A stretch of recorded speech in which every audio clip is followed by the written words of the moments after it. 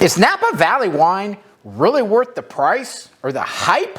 Well, the answer may surprise you. My name is John Hollis. I'm a certified sommelier, and in this video, I'm going to tell you both the usual story of Napa Valley and the intriguing secret of how to actually get good value from Napa Valley in a day and age where everything Napa is overpriced. So let's kind of start with the three big events of Napa. We could go through a lot of the personalities like Mondavi and Robert Strong and Bill Harlan and all of that, but I think that there are really three key events that define Napa for what it is today, particularly the styles that you get in the glass. So really the first big moment in Napa was 1861 when Charles Krug founded his winery. It was actually quite successful until the 1880s, until the Phylloxera bug hit, knocked out all of Napa Valley. But it survived, and in this day and age, it's owned by Mondavi. So Napa went through a lot of up and downs and prohibition, but really the next big thing came from something y'all may have heard of. It's called the Judgment of Paris.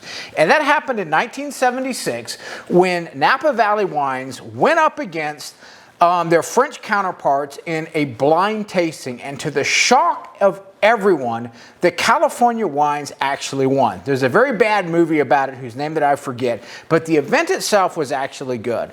The wine that won, there's actually two wines that won. Everybody focuses on the Chardonnay, which was of course Beau Barrett's Chateau Montelena that beat the French Chardonnays pretty handily. However, the one that's not as well known is the Cabernet Sauvignon, because today Napa Valley is known for Cabernet Sauvignon. The Cabernet Sauvignon that won should get a heck of a lot more hype, in my view, than the Chardonnay, and here's why. First off, it was slyly recommended by a great Napa personality named Mike Grgich, who recently died at the age of 100. Mike Grgich had a real feel for both Old World and New World, and Mike Grgich's recommendation for the Napa Valley Cabernet Sauvignon to go up against the great French wines was Stag's Leap Wine Cellars SLV. I think it was a 1973 vintage. Now, in that, if you look at the scoring sheet, the Stag's Leap SLV beat out Chateau Mouton Rothschild, Chateau Montrose, Chateau Orin, and Chateau Leoville Las Casas. Now that is a really amazing event. Now, it could be that those are all 1970 vintages, I think. Maybe it's they were too young. Maybe the Stag's Leap Wine Cellars was exactly at the right drinking point. Napa Cabs are best drank early in my opinion, but who cares? It beat the pants off of four amazing French wines. And in my mind, that should have been the publicity that launched Cabernet Sauvignon in Napa. However, it wasn't until 15 years later that, interestingly, once again due to the French, that Cabernet Sauvignon really got the rocket fuel it needed to take off and turn into the wines today. So what happened was in 1991, 60 Minutes ran a special called The French Paradox. And what it was it was all about how the French have low incidence of heart disease, even though they eat a diet high in saturated fats, cured meats, cheeses, and they drink a lot of red wine. So the American public saw that and they thought, oh my God, if we eat a lot of cheese and we drink a lot of red wine, our incidence of heart disease will go down. Obviously, that's probably not very true. However, it doesn't matter because now the American wine public was given permission to misbehave, given permission to drink as much red wine as they wanted to. And where did they go? They went to Napa Valley. Now, this was in 1991, and that's when things were really starting to take off in the red wine scene in Napa. Because up until then, white wine dominated. Everybody thinks of Napa Cabs nowadays, but until the early 90s, it was actually Chardonnay. 1991 was the first year when great Napa red wines started to outsell California white wines. And so what happened was that was when the cult wines began to take off. And cult wines were, these horribly, they're fantastic wines, but really expensive wines everybody wanted to be seen drinking. Harlan Estates, Screaming Eagle, Dalle Valle, Colgin. I've had Colgin before. It actually is really good, but I want somebody else to pay for it. And a couple of other ones. The wine critic Robert Parker really began to hit his stride then. He started off in 1982, but Robert Parker loved the big, opulent styles of Napa wines. And if you got a 95 or so Robert Parker rating, your wine was guaranteed to sell out. So what happened in both Napa Valley and in France, in Bordeaux, was people with winemakers started making wine to please Robert Parker. So these were inky, dark, high alcohol, full-bodied, ripe, intense flavors. It just coated your mouth. And some wine purists really didn't like them. There was a big sort of to-do between Jancis Robinson, a British wine more purist, and Robert Parker about the styles of wine. Each would often would review a particular wine. She would hate it, he would love it, and she would derisively call it a steakhouse wine. Now, I don't have any particular issue with steakhouse wines. I like steak and I like wine, but to an extent, those wines became, well, shall we say, overdone and not good QPR. However, something good started to happen in Napa in the 2000s, sort of like what happened in Barolo. There started to be a mix of different styles. Great producers like Randy Dunn of Dunn, Howell Mountain started to produce a more elegant style, a little bit lighter bodied, lower alcohol, more restrained, featuring the varietal characteristics. And so actually the great thing that happened in Napa Valley was that if you liked steakhouse wines, you had plenty for them. If you're like me and you like the more restrained style that still feature the fruit, you have great wines. However, one thing happened to all the wines, and it's this.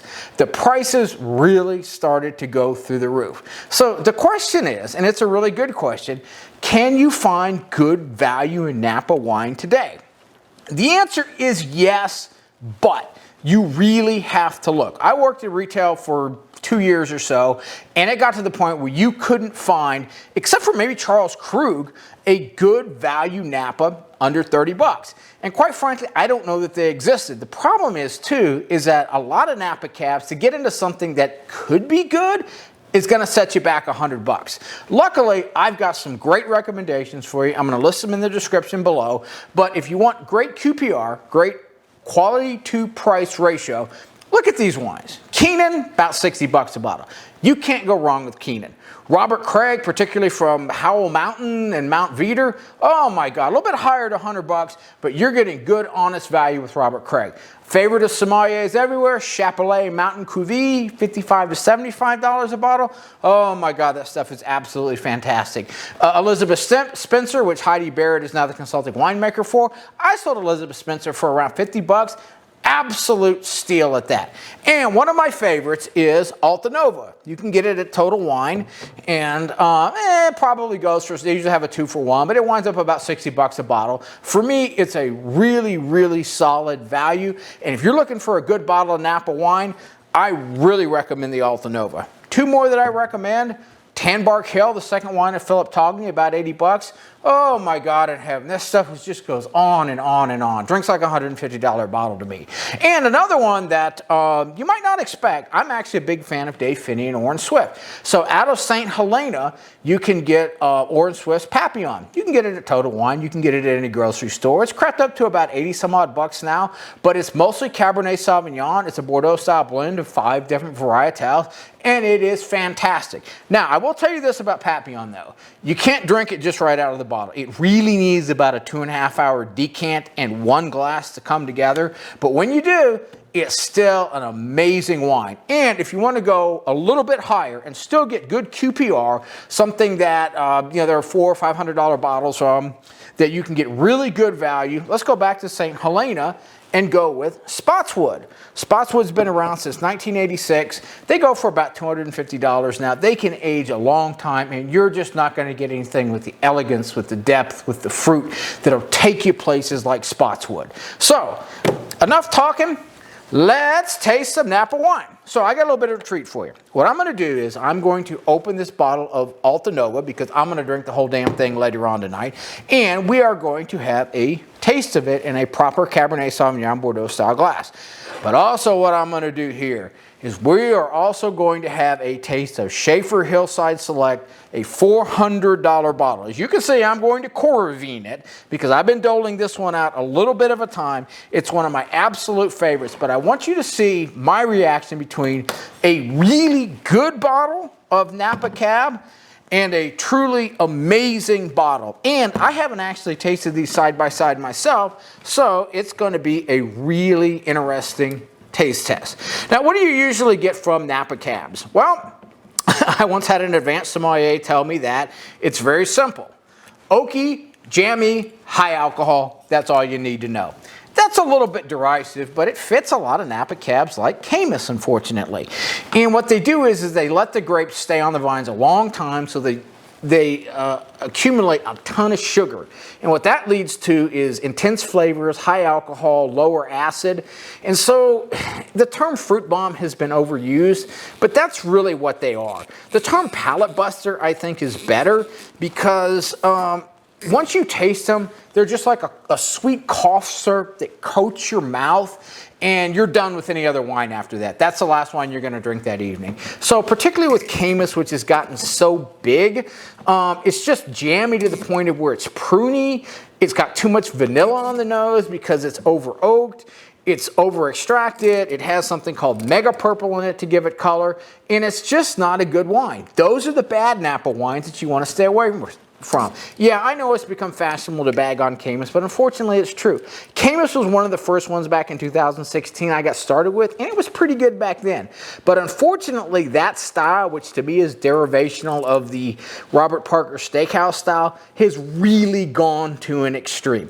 I don't recommend that at all. I recommend a little bit more restraint, elegance, where you can get the nuances of it. So what you're going to get out of a Napa Cab, very simple. You're going to get a lot of blackberries. You'll get black plum is very well featured. You may get some black currant. You're going to get some black cherry. You'll get some vanilla from the oak. You can get a little bit of chocolate. Sometimes you can get a little graphite. Sometimes, depending on the soil, you can get a little bit of mineral. But the thing about Napa Cabs, which is great, is they feature the fruit.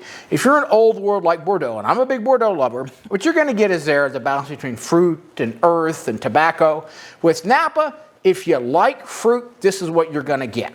So let's go ahead and have us a taste of the Alta Nova. As we can see, classic Cabernet Sauvignon color. Doesn't look like there's any mega purple of it. Very nice looking. So let's have a sniff. Immediately, I get ripe blackberries. Not overripe, not jammy. I get ripe blackberries. I get just the right hint of vanilla. I get plum. That's what Napa's really known for. You get this rounded black plum. But what I don't get is pruniness. And that's just what turns me off about so many Napa wines is its prune juice. If I want a laxative, I'll go, take some X-Lax. Okay, or I'll drink some prune juice. I don't want laxative in my wine. I want plum, I don't want prune. So far this is very promising. Oh, it has just a beautiful nose on it. I could nose it forever, but hey, we're here to drink, let's drink.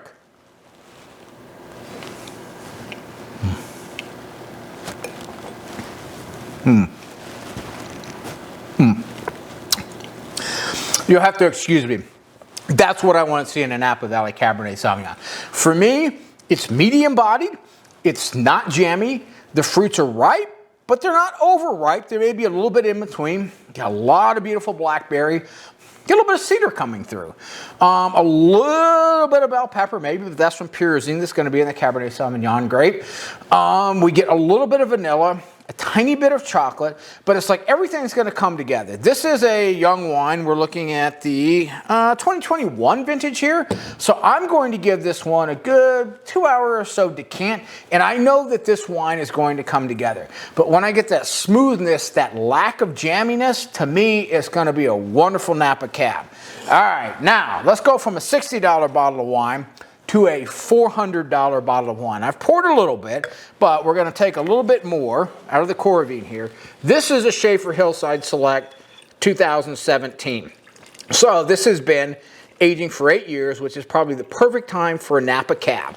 And this is going to be some of the best fruit that you're going to be able to get.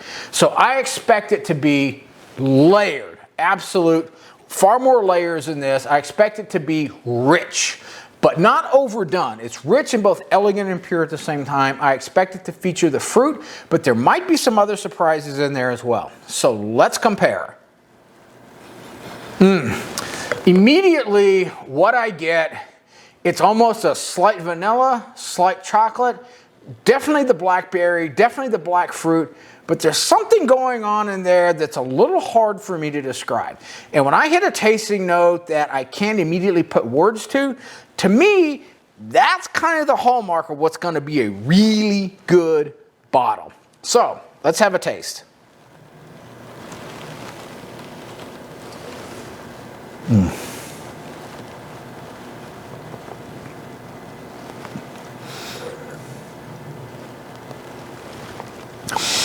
I could just hold that in my mouth forever. The difference between a really good Napa Cab and an amazing Napa Cab is the mouthfeel. This just has this silky, floaty, wonderful mouthfeel that just kind of, like it floats right above my tongue. And that's to me is always the difference between an amazing bottle of wine and a really good one is the mouthfeel, because that's the thing that immediately went to my brain. Not, hey, it's got great fruits, hey, it's got vanilla, hey, it's a little bit restrained, hey, no. The mouthfeel, like, oh my God in heaven, that can just take me away. And so it's a luscious mouthfeel without being hedonistic, without being overdone. It has a silkiness without being too opulent. It has a richness without being too rich. And so the thing that defines a Shafer Hillside Select for me is the wonderful mouthfeel. Then we have the fruits. We have the rich blackberry. We have the rich plum.